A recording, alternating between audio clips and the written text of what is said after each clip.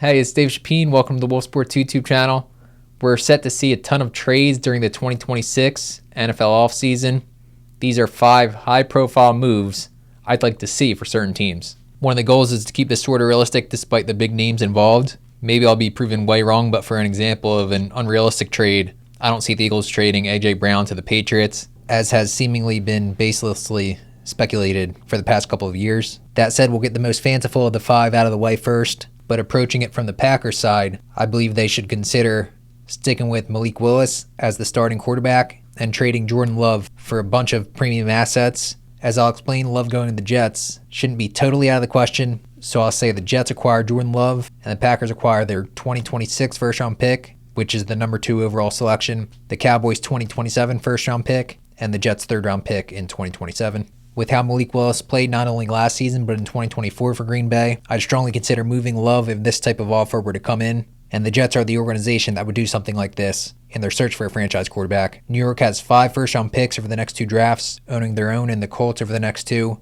as well as Dallas's in 2027. The combination of the number 2 overall pick, plus the potential worst of the 3 2027 selections, along with another selection like a third, would undoubtedly make the Packers have to think. While it's more unclear what general manager Darren Moogie and head coach Aaron Glenn think of him, people from the group that advised the Jets on the search for those 2 and still have roles with the franchise, like Mike Tannenbaum and Rick Spielman, who was with the 33rd team during that search last year and now has a high-level role there. They've both been enamored with Love. Tannenbaum, the former GM, called Love the top quarterback in the NFC ahead of 2025, and Spielman previously ranked the former first-round pick as the top quarterback from the 2020 draft class with guys like Joe Burrow, Jalen Hurts, and Justin Herbert. Packers fans, I know a lot of you won't like this and believe that Love is one of the best quarterbacks in the league, but there's some untapped potential in Matt LaFleur's offense to get more consistent. Love is entering only his 4th year as a starter and can progress, but Green Bay can save a ton of cap space by going with Willis, who I'd argue has outplayed Love when he's been on the field the past 2 seasons. Basically, LaFleur has shown he'll get production from the quarterback position.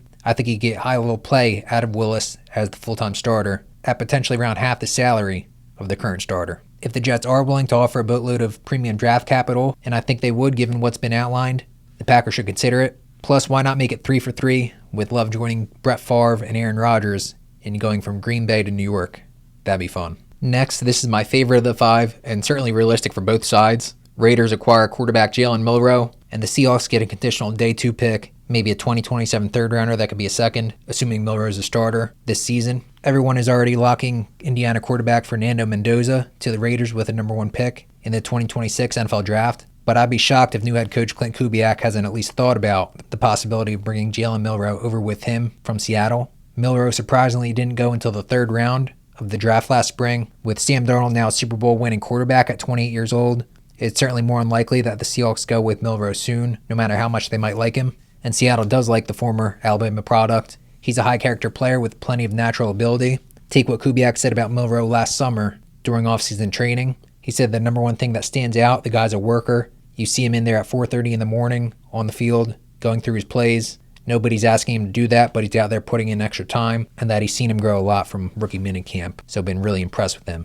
Kubiak saw firsthand that Milroe is going to do what it takes to be the best quarterback he can be. That's what the great ones do. Kubiak is the same way, notoriously getting to the facility extremely early each day, with Vegas needing a lot of work to reset the foundation of the entire team and somehow get on track in the stacked AFC West. Both head coach and quarterback being firmly on the same page and knowing what it takes to win would be huge. Those extra hours together in the early mornings could add up. As stated, it was a surprise he didn't go until well into day 2, but the game-breaking talent of Milroe was obvious. He had a year of development in a tremendous franchise, which is only positive and increases his value. Piggybacking off getting Milroe, the Raiders would then be able to explore getting an astronomical offer for the number 1 overall pick if another team is desperate to move up for the presumed top pick, Mendoza. Next, approaching this one from the Bills side, while the receiving room definitely has to be improved, I don't think they need an elite receiver. That said, I'll say they acquired Justin Jefferson from the Vikings for their 1st-round pick this year, 5th-round pick this year, and their 2nd-round pick in 2027.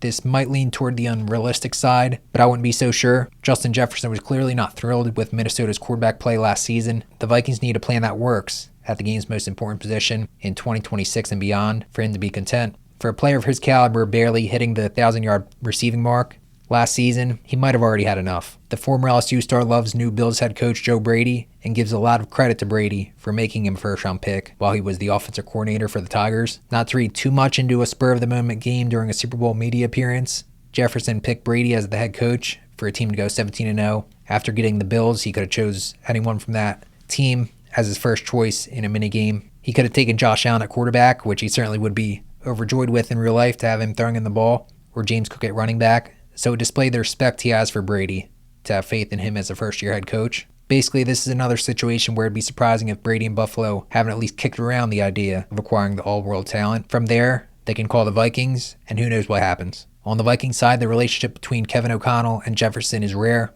They basically communicate as a head coach and quarterback typically would. KOC might make it a firm no in terms of ever exploring a trade of the all-pro receiver, but if he's not thrilled with the plan at quarterback, he's not going to be a diva about it because he's not like that. But we know receivers can make things interesting when they're unhappy. Maybe he gives a quiet nudge about being open to the possibility of moving to another team. Overall, Minnesota would likely consider a first, a second, and a day 3 pick while trusting that O'Connell can get production from Jordan Addison and others at receiver. Number 4, the Broncos acquire running back David Montgomery from the Lions for Denver's 2026 fifth-round pick. A 5th or 6th maybe could get this done. This one's simple. David Montgomery didn't have close to the type of role you would expect for the Lions in 2025. The offensive line's production dropping was a key reason for that, but so is the presence of Jahmyr Gibbs. Detroit has stated plainly that Montgomery deserves to be someplace where he can have the type of role his ability calls for, so there's a high possibility for a trade. J.K. Dobbins was excellent for the Broncos and might be back, but Montgomery's another path to explore. Demo is consistently productive and has had better injury luck than Dobbins while bringing a similar mindset as a leader.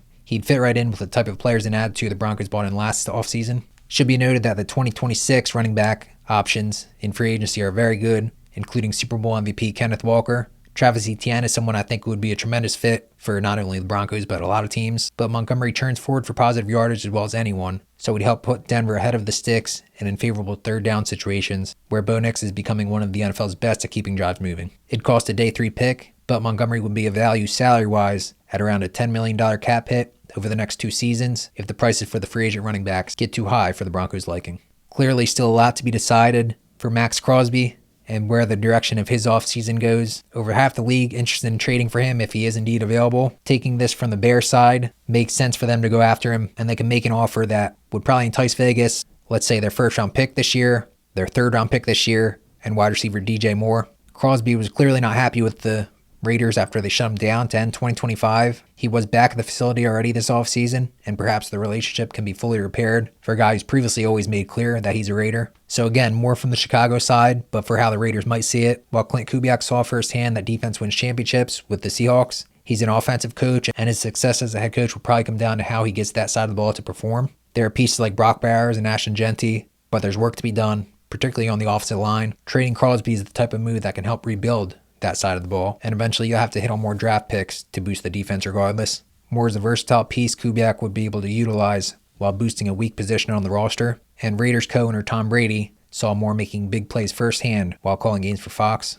As for the Bears, Crosby fits the type of player Ben Johnson wants in the locker room. He's relentless and plays incredibly hard every snap, rarely leaving the field. The fit in Dennis Allen's defense, part of why I think the Bears could be aggressive here, would be among the best in the league. Crosby recently did a podcast episode with Caleb Williams, and shifting Moore's cap hit to pay for a chunk of Crosby's deal would make sense. Crosby might remain in Vegas, but it's much more of a question than it has been in the past. Hitting on the picks is another story, but we did them getting a quarterback earlier in this video and potentially trading the number 1 pick. Imagine the draft capital Vegas can work with to finally build a sustainable winner by trading Crosby in that pick. So again, tried to keep it pretty realistic for being like blockbuster sort of trades for the most part.